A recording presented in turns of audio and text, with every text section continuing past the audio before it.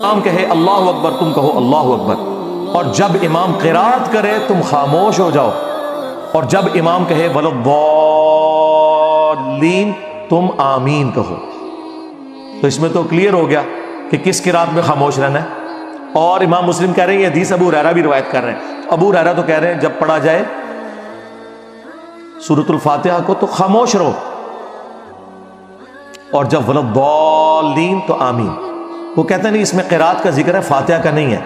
سرکار قرات کا ذکر ہے تو فاتحہ کا ہی ذکر ہے، کیونکہ اس میں الفاظ ہے جب امام قرات کرے تو خاموش ہو جاؤ، اور جب ولضالین کہے تو آمین کو۔ سمجھ آئی؟ تو یہ فاتحہ۔ اور نہ سمجھ آئے تو بخاری مسلم میں ایک اور حدیث ہے، عبداللہ ابن عمر کہتے ہیں کہ نبی صلی اللہ علیہ وآلہ وسلم، حضرت ابو بکر اور حضرت عمر اپنی قرات کا آغاز الحمدللہ رب العالمین سے کرتے تھے۔ قرات سورہ فاتحہ بھی ہے اور اس کے بعد والی بھی ہے، پیچھے کیا رہ گیا؟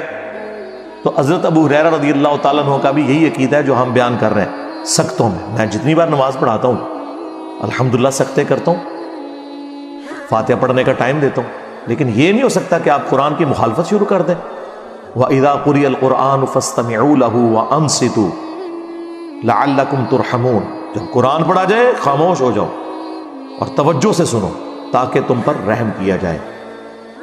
اب وہ اس چکر میں پڑ جاتے ہیں۔ اہل حدیث میں حیرانگی ہوتی ہے، اہل حدیث کہتے ہیں یہ تو مکی آیت ہے، یہ مدنی کا، وہی والی بات جو بریلوی کہتے ہیں ایسے بتوں کے بارے چاہے تسی بزرگوں تے کیوں لاتی۔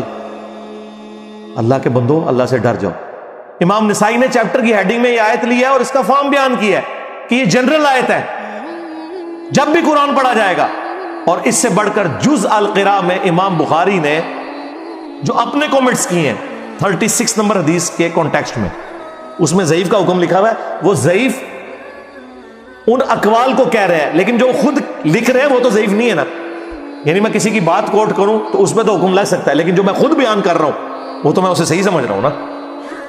تو امام بخاری خود لکھ رہے ہیں جز القراء میں، امام بخاری فرماتے ہیں کہ اللہ نے قرآن میں واضح فرمایا وَإِذَا قُرِئَ الْقُرْآنُ فَاسْتَمِعُوا لَهُ، جب قرآن پڑھا جائے تو خاموش ہو جاؤ اور اسے سنا کرو تاکہ تم پر رحم کیا جائے۔ اور حدیث کہہ رہی ہے بخاری مسلم کی لا صلاۃ لمن لم یقرأ بفاتحۃ الکتاب، کہ جو سورہ فاتحہ نہیں پڑھتا اس کی نماز درست نہیں ہے۔ تو امام بخاری اس پہ خود کومنٹس کر رہے ہیں کہ ہم نے آیت پہ بھی عمل کرنا ہے اور حدیث پہ بھی کرنا ہے۔ امام بخاری کو تو نہیں پتا تھا کہ یہ آیت جو ہے وہ مکی ہے اور نماز مدینے میں آئی ہے، حالانکہ اللہ کے بندوں نماز تو مکے میں بھی تھی، 5 نمازوں کا شیڈیول مدینے میں ہے۔ نماز تو نبی الاسلام پہلے دن سے پڑھ رہے ہیں اور صحابہ اکرام پڑھ رہے ہیں۔ بخاری مسلم دونوں میں حدیث نہیں ہے، ابن مسعود کہتے ہیں میں نے 70 سے زیادہ صورتیں حضور کے پیچھے قیام اللیل میں سن کے زبانی یاد کی ہیں۔ اگر میں جانتا کہ مجھ سے زیادہ قرآن کسی کو آتا ہے تو میں اپنے اونٹ چلاتا، ان کے جگر جلا دیتا، اس شخص تک پہنچتا جو مجھ سے زیادہ قرآن جانتا ہے۔ تو نبی الاسلام تہجد میں قیام اللیل میں قرات کرتے تھے، صحابہ کرام سے یاد کرتے تھے۔ اور 2/3 قرآن تو ہے ہی مکی ہے، 1/3 مدنی قرآن ہے۔ صحابہ کرام نے مکے میں قرآن کیسے یاد کیا تھا؟ نبی الاسلام کے پیچھے وہ پڑھتے تھے۔ سورۃ المزمل میں آیا نبی الاسلام رات میں بعض اوقات 2/3 رات، بعض اوقات آدھی رات، بعض اوقات 1/3 رات قیام کرتے تھے، صحابہ کرام پیچھے سن سن کے اسے یاد کرتے تھے۔ تو بالکل کلیئر ہے۔ وہ کہتے ہیں نہیں جی وہ ابو داؤد میں اور جامع ترمذی میں حدیث ہے کہ فجر کی نماز میں پڑھ رہے تھے تو نبی الاسلام نے فرمایا کہ فاتحہ کے علاوہ کچھ نہ پڑھا کرو، مجھے لگا میری قرات سے کچھ چھین لے۔ اس سے آپ نے یہ رزلٹ کیسے نکال دیا کہ نبی الاسلام نے یہ کہا ہے کہ فاتحہ میں مجھ سے چھین لیا کرو؟ فاتحہ کی آپ نے ترغیب دلائی، یہ آپ نے کبھی بھی نہیں کہا کہ میرے ساتھ ساتھ پڑھو۔ نبی الاسلام ہر آیت کے بعد ایک وقفہ کرتے تھے، نبی الاسلام رکوع سے پہلے سکتہ کرتے تھے۔ تو حضرت ابو ہریرہ کی وہ بات یاد رکھیں، ان سکتوں کو غنیمت جاننا۔ اور بلکہ جز القراء میں امام بخاری نے نقل کیا ہے کہ ہمارے سلف تابعین کے حوالے سے کہ وہ سکتے کیا کرتے تھے اور امام انشور کرتا تھا کہ پیچھے والے ان سکتوں میں قرآن سورہ فاتحہ پڑھ لیں۔ قرآن کے ساتھ قرآن والا معاملہ کوئی نہیں ہے جی۔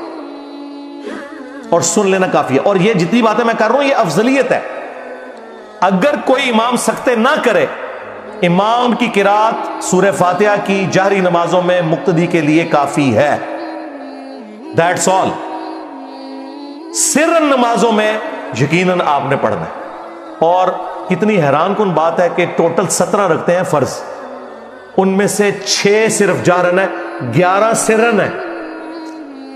عشاء کی آخری 2 سرن، زور کی 4 کی 4 سرن، عصر کی 4 کی 4 سرن، اور مغرب کی آخری 1 سرن. زیادہ نماز تو ہے ہی سرن ہے. اس میں آپ نے دکانوں کا حساب نہیں کرنا، بلکہ امام کے پیچھے فاتحہ بھی پڑھنی ہے. بلکہ سنن ابن ماجہ میں حدیث ہے، جابر بن عبداللہ رضی اللہ تعالیٰ عنہ کہتے ہیں کہ ہم نبی صلی اللہ علیہ وآلہ وسلم کے پیچھے سورہ فاتحہ اور قرآن بھی پڑھتے تھے. یہ نہیں کہ فاتحہ پڑھ کے خاموش ہو جانا ہے. بعض لوگ فاتحہ پڑھ کے خاموش ہو جاتے ہیں زور اثر میں. نہ، جتنا قرآن یاد ہے پڑھتے جائیں. ہاں، کیوں؟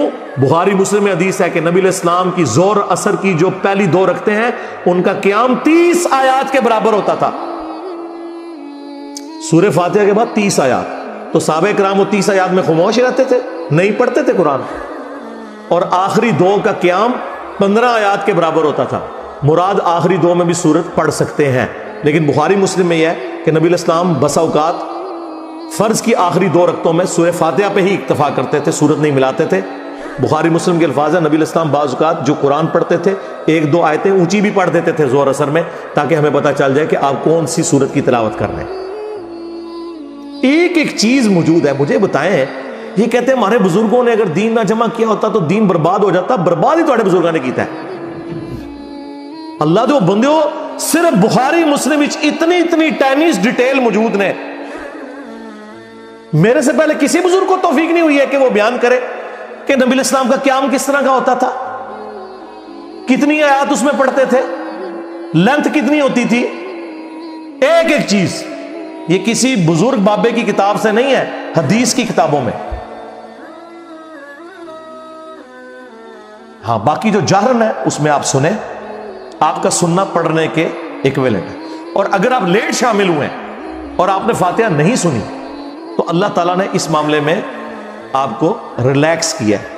وہ امام کا پڑھنا آپ کے لیے کافی تھا. ایون آپ اگر رکوع میں بھی مل گئے ہیں تو رکعت شمار ہوگی. امت کی اکثریت اس کے اوپر متفق ہے. اور یہ جو میں آپ کو عقیدہ بتا رہا ہوں جہرن والا، اس میں اگر تھوڑا سا کوئی تفرد بنتا ہے نا تو وہ امام بخاری کا ہے، ورنہ باقی سارے سنی اور شیعہ دونوں متفق ہے. شیعہ کے نزدیک بھی جہرن نمازوں میں آپ نے سن لیا تو کافی ہے، پڑھنے کی ضرورت نہیں ہے. اور اہل سنت میں بھی چاروں امام قائل ہیں، امام حنیفہ، امام شافعی، امام احمد حنبل، امام مالک جو بڑے امام ہیں، کہ رکوع میں رکعت مل جاتی ہے. علماء عرب سارے قائل ہیں. یہاں پہ اہل حدیث کی اکثریت قائل نہیں ہے، لیکن اہل حدیث میں بھی لوگ قائل ہیں. رہ گیا جہری نمازوں میں سن لینا کافی ہے. اس کے اوپر آلموسٹ اگر میں دعویٰ کروں نا کہ اجماع ہے، کیونکہ عبداللہ ابن مبارک کے بارے میں جامعہ ترمذی میں آتا ہے کہ وہ امام کے پیچھے فاتحہ پڑھتے تھے، اور ان سے پوچھا گیا کہ اگر کوئی فاتحہ نہ پڑھے تو وہ کہتے ہیں میں کبھی نہیں کہتا کہ اس کی نماز نہیں ہوتی، امام کا پڑھ لینا بھی کافی ہے، لیکن میں ساتھ پڑھتا بھی ہوں. یہ تو کبھی مسئلہ نہیں آیا تھا کہ جہرن میں بھی آپ نے دب کے رکھنا ہے.